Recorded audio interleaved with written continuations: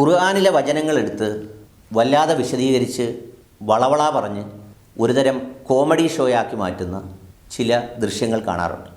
അതിലേറ്റവും പ്രധാനപ്പെട്ടതാണ് അബൂബക്കർ അൽ ഖാസിമി എന്ന് പറയുന്ന ഒരു പണ്ഡിതൻ 1-2 തവണയായി നടത്തിയ പല പ്രഭാഷണങ്ങൾ. ഇപ്പോൾ കഴിഞ്ഞ ദിവസം ചിലരൊക്കെ അദ്ദേഹത്തിൻ്റെ പ്രഭാഷണം എടുത്ത് സ്വന്തം ടൈം ലൈനിൽ പോസ്റ്റ് ചെയ്ത് ഇതൊന്ന് കേട്ടു നോക്കൂ എന്ന് പറഞ്ഞൊക്കെ ഇടുന്ന ഒരു സ്ഥിതിവിശേഷമുണ്ട്.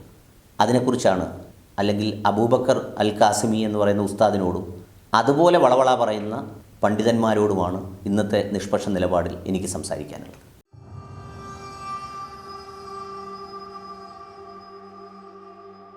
പണ്ടൊക്കെ ഇഹലോകവും പരലോകവുമേ ഉണ്ടായിരുന്നുള്ളൂ. ഇപ്പോൾ യഥാർത്ഥത്തിൽ ഇൻ്റർനെറ്റ് വന്നതോടുകൂടി മൂന്നാമതൊരു ലോകം കൂടിയുണ്ട്. ആ ലോകം എന്ന് പറയുന്നത് ഈ പറഞ്ഞതുപോലെ സോഷ്യൽ മീഡിയയുടെ ഒരു ലോകമാണ്. പറയുന്ന കാര്യങ്ങൾ അതേപടി ഒപ്പിയെടുക്കുന്ന ക്യാമറയുണ്ട്, അതേപടി റെക്കോർഡ് ചെയ്യുന്ന സംവിധാനങ്ങളുണ്ട്. പണ്ടൊക്കെ വായിൽ വരുന്നതെന്തും കോതയ്ക്ക് പാട്ടെന്നുള്ള രീതിയിൽ എവിടെയെങ്കിലും വന്നിരുന്ന് എന്തെങ്കിലുമൊക്കെ പറഞ്ഞങ്ങ് രക്ഷപ്പെടാമായിരുന്നു. ഏറ്റവും കുറഞ്ഞ പക്ഷം അവിടെ ഇരിക്കുന്നവർ മാത്രം സഹിച്ചാൽ മതിയായിരുന്നു. പക്ഷേ ഇപ്പോൾ ഇതുപോലെയുള്ള കാര്യങ്ങൾ റെക്കോർഡ് ചെയ്യപ്പെടും. അതുമാത്രവുമല്ല, മതപ്രഭാഷണം പോലെയുള്ള പരിപാടികൾക്ക് വരുമ്പോൾ ഈ മതപ്രഭാഷണങ്ങളുടെ ഒരു വിജയത്തിന് ആധാരമായി എല്ലാവരും സംഘാടകരെടുക്കുന്നത് എത്ര സ്പീക്കർ വെച്ചിട്ടുണ്ടെന്നുള്ളതാണ്. അപ്പോൾ 50 സ്പീക്കർ ഉണ്ടെങ്കിൽ അത്രയും വിജയിച്ചു എന്നുള്ളതാണ്. അപ്പോൾ ഈ 50 സ്പീക്കറിലൂടെ ആഗ്രഹിക്കുന്നവരെയും ആഗ്രഹിക്കാത്തവരെയും നമ്മുടെ ശബ്ദം കേൾപ്പിക്കുകയാണ്, നമ്മൾ കാര്യങ്ങൾ പറയുകയാണ്. അതിനോടൊപ്പമാണ് ഈ ദൃശ്യങ്ങൾ പകർത്തുകയും ചെയ്യുന്നത്. അതുകൊണ്ട് ഇത്തരം കാര്യങ്ങൾ പറയുമ്പോൾ ശ്രദ്ധിച്ചിരിക്കേണ്ട ചില പ്രധാനപ്പെട്ട കാര്യങ്ങളുണ്ട്.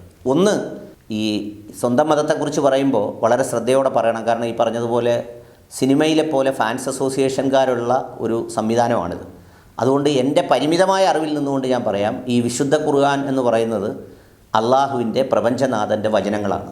അത് ജിബ്രീൽ അലൈഹിസ്സലാം വഴി അല്ലെങ്കിൽ ഗബ്രിയേൽ മാലാഖ വഴി പ്രവാചകനായ മുഹമ്മദ് നബി സല്ലല്ലാഹു അലൈഹി വസല്ലമയ്ക്ക് എത്തിച്ചു കൊടുത്ത വചനങ്ങളാണ്. ഇത് വളരെ ഗൗരവമുള്ള വർത്തമാനമാണ്. ഗൗരവമുള്ള വർത്തമാനം എങ്ങനെ ആകാതിരിക്കും എന്ന് വെച്ചാൽ, ഈ പറയുന്ന പ്രപഞ്ചങ്ങളുടെ ആകെ നാഥനായ അദ്ദേഹത്തിൻ്റെ സംഭാഷണം അല്ലെങ്കിൽ ആ ശക്തിയുടെ വചനങ്ങളാണ് ഇങ്ങനെ വന്നിട്ടുള്ളത്. അതിനുവേണ്ടി പറയുന്നത് പോലും, അല്ലെങ്കിൽ അതിനുവേണ്ടിയുള്ള ചരിത്രം തന്നെ ഈ പറഞ്ഞ വലിയ അക്ഷരാഭ്യാസവും വിദ്യാഭ്യാസവും ഒന്നുമില്ലാത്ത ഒരു പ്രവാചകനെ ഇതിനായി തിരഞ്ഞെടുക്കുകയും ആ പ്രവാചകനിലൂടെ ഇത് അവതരിപ്പിക്കുകയും ചെയ്തത് തന്നെ എന്തിനാണെന്ന് വെച്ചാൽ, എന്തെങ്കിലും കൈകടത്തലുകളോ മാറ്റങ്ങളോ സ്വന്തം നിലയിൽ വരുത്താതിരിക്കാനാണ്. അങ്ങനെ പ്രവാചകനിലേക്ക് വരുന്നു, പ്രവാചകൻ അദ്ദേഹത്തിൻ്റെ അനുയായികൾക്ക് ഓതി കേൾപ്പിച്ചു കൊടുക്കുന്നു, അവരിത് രേഖപ്പെടുത്തുന്നു, വീണ്ടും അത് ഓതി കേൾക്കുന്നു. ഇങ്ങനെയാണ് ഈ ഖുർആൻ എന്ന് പറയുന്ന വിശുദ്ധമായ ഗ്രന്ഥം പൂർത്തിയായത്. അതുപോലെ തന്നെ ഓരോ കാലഘട്ടത്തിലും ആ കാലഘട്ടത്തിൻ്റെ ഗുണങ്ങളെ അല്ലെങ്കിൽ ആ കാലഘട്ടത്തിൻ്റെ പ്രതിഭാസങ്ങളെക്കാൾ ഉയർന്ന തരം ഒരു ക്വാളിറ്റി അല്ലെങ്കിൽ ഉയർന്ന തരം ചില കഴിവ്, ചില അമാനുഷികതകൾ അതാത് പ്രവാചകന്മാർക്ക് കൊടുത്തിട്ടുണ്ടായിരുന്നു. അത് സ്വാഭാവികമാണ്. നമ്മൾ സാറിന് പറയുന്നത് പോലെ പ്രജകളെക്കാൾ എപ്പോഴും കുറച്ചുകൂടി മേന്മ തോന്നുന്ന അല്ലെങ്കിൽ മേന്മയുള്ള ആളായിരിക്കണം രാജാവെന്ന് പറയുന്നത്, ഇല്ലെങ്കിൽ പ്രജകൾക്ക് തുല്യമായി പോകും. അതുപോലെ ഒരു ഉയർന്ന കഴിവെന്നുള്ള നിലയിൽ ഓരോ പ്രവാചകന്മാർക്കും കൊടുത്തിട്ടുണ്ട്. മൂസാ നബി അലൈഹി ഇസ്ലാമിന് മാജിക്ക് അല്ലെങ്കിൽ ഈ വടി പാമ്പാക്കി അതുപോലെയൊക്കെയുള്ള ചില കഴിവുകൾ കൊടുത്തു. ഓരോരുത്തർക്കും അങ്ങനെ കൊടുത്തു. ഈ ഖുർആൻ ഇറങ്ങുന്ന സമയത്ത് യഥാർത്ഥത്തിൽ മക്കയിൽ മുഴുവൻ ഭയങ്കര സാഹിത്യത്തിൻ്റെ സമയമായിരുന്നു. പലതരത്തിലുള്ള അറബ് സാഹിത്യങ്ങൾ നിലനിന്നിരുന്നു. അതുകൊണ്ട് തന്നെ അതിനെപ്പോലും വെല്ലുന്ന വളരെ ഗൗരവമായ സാഹിത്യവും അതുപോലെ തന്നെ ആശയങ്ങളും എല്ലാം കൂടി ചേരുന്ന ഒരു ജീവിത പദ്ധതിയായിട്ടാണ് ഈ വിശുദ്ധ ഖുർആനെ അവതരിപ്പിച്ചിട്ടുള്ളത്. അതേ ഗൗരവത്തിൽ, അതുകൊണ്ട് തന്നെയാണ് അതിനകത്ത് പ്രപഞ്ചനാഥൻ തന്നെ പറയുന്നുണ്ട്, ഇതുപോലെ നിങ്ങൾക്ക് ആർക്കെങ്കിലും ഒരു അധ്യായമോ അല്ലെങ്കിൽ വചനങ്ങളോ കൊണ്ടുവരാൻ കഴിയുമെങ്കിൽ നിങ്ങൾ കൊണ്ടുവന്നോളൂ, നിങ്ങളിതിൽ വിശ്വസിക്കുന്നില്ലെങ്കിൽ അങ്ങനെ ചെയ്തോളൂ എന്നൊക്കെ പ്രപഞ്ചനാഥൻ പറയുന്നുണ്ട്. അത്ര ഓണർഷിപ്പോടു കൂടിയാണ് ഇതിറക്കിയത്. സ്ത്രീ ഭൂമിയാണ് എന്ന് പറയുന്നൊരു പ്രയോഗം ഖുർആൻ നടത്തി. ഭൂമിയെ പരിചരിക്കുന്ന പോലെ. എനിക്ക് വ്യക്തമായ അതിൻ്റെ ആയത്തുകളൊന്നും വായിച്ചർത്ഥം പറയാനറിയില്ല.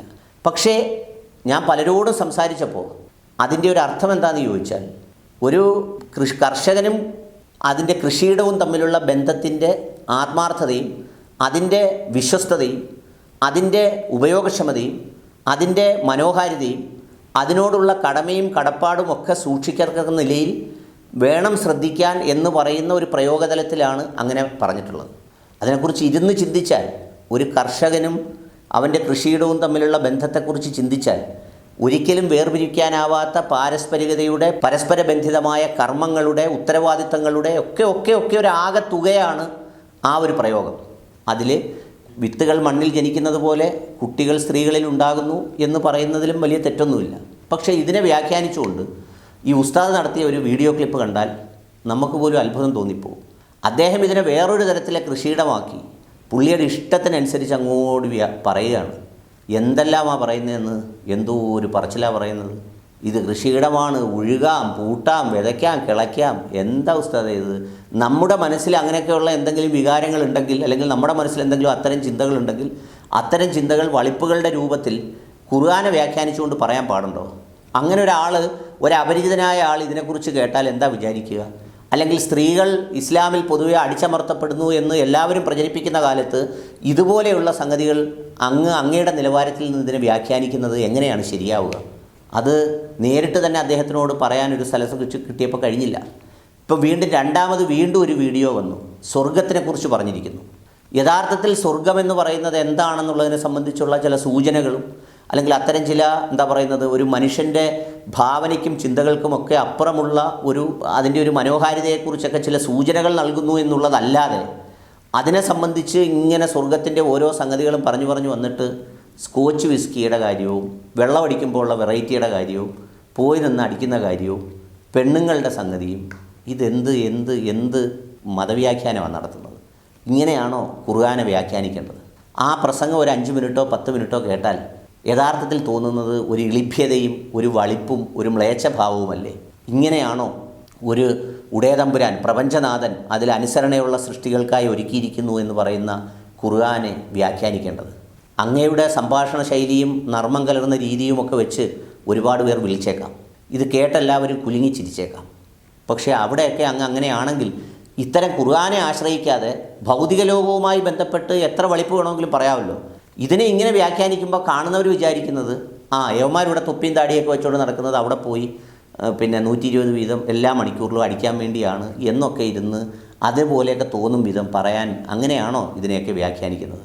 അതുകൊണ്ട് ദയവായി ഉസ്താദിനോടും അങ്ങനെ സംസാരിക്കുന്നവരോടും എല്ലാം പറയാനുള്ളൊരു കാര്യം, നിങ്ങളുടെ അത്തരം പ്രഭാഷണങ്ങൾ ഈ പറഞ്ഞതുപോലെ മനോരമ കോമിക്സിൻ്റെ അല്ലെങ്കിൽ ഏതെങ്കിലും പറയുന്ന കോമഡി ഷോയുടെ അടിസ്ഥാനത്തിൽ നടത്തിയിട്ട്, അല്ലെങ്കിൽ കോമഡി ഷോയുമായി ബന്ധപ്പെടുത്തി ചെയ്തിട്ട് ഖുർആൻ എന്ന് പറയുന്ന ഒരു സംഗതിയെ വളരെ കഠിനമായ, അല്ലെങ്കിൽ വളരെ ഞാൻ ഇതിനെ പാറപ്പുറത്തിറക്കിയിരുന്നെങ്കിൽ ആ പാറ അല്ലെങ്കിൽ പർവ്വതം കിടുങ്ങി പൊട്ടിത്തെറിക്കുമായിരുന്നു എന്നൊക്കെ പറയുന്ന അത്രയും ആശയ ഗാംഭീര്യവും ഗൗരവവുമായൊരു സംഗതിയാണ്.